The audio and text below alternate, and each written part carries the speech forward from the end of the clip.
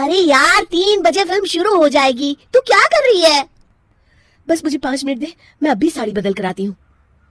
अरे बहू, तू अचानक कहाँ जा रही है?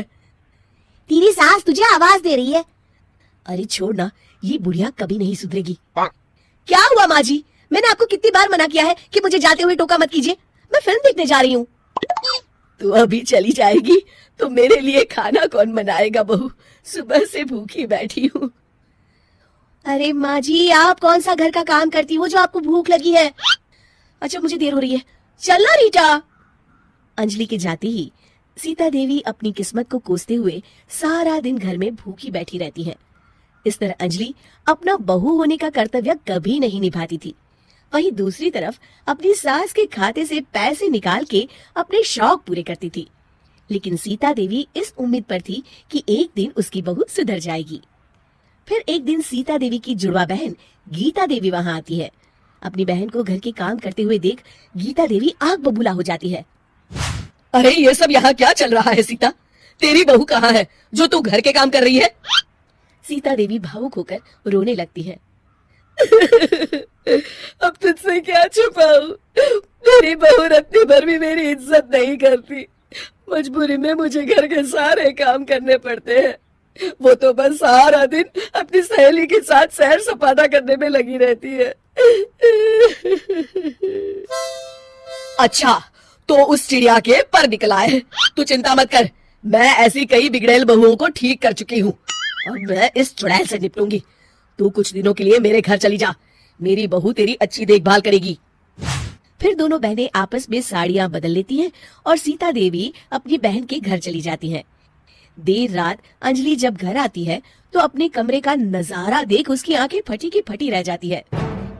हे राम, मेरे कमरे का एसी कहाँ चला गया और मेरा 56 इंच का एलईडी टीवी कौन ले गया?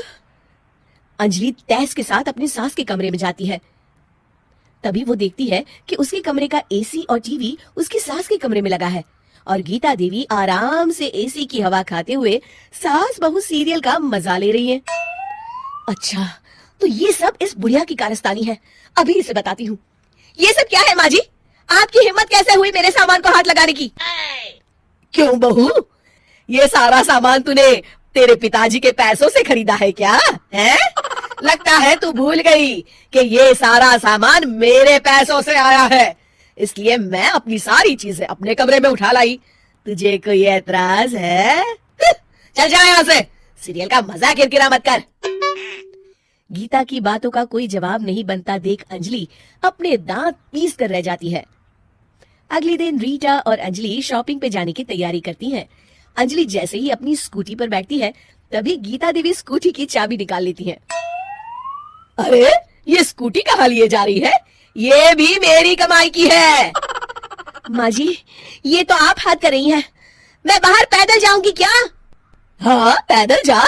वैसे भी तुझे घूमने का शौक है, मुझे नहीं।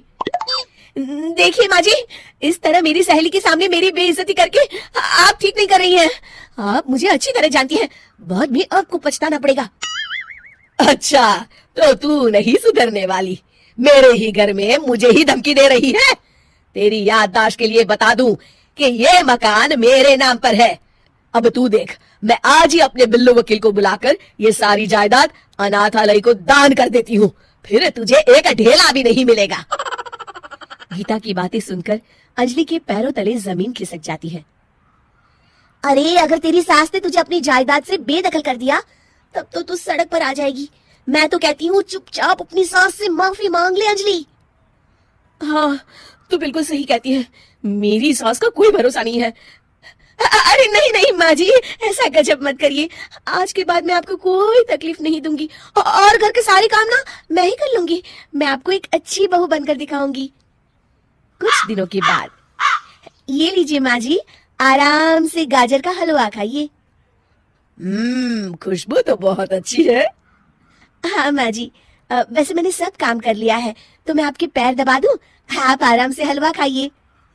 इस तरह गीता देवी अंजलि को सही रास्ते पर ले आती है और सीता देवी वापस अपने घर में आकर रहने लगती है।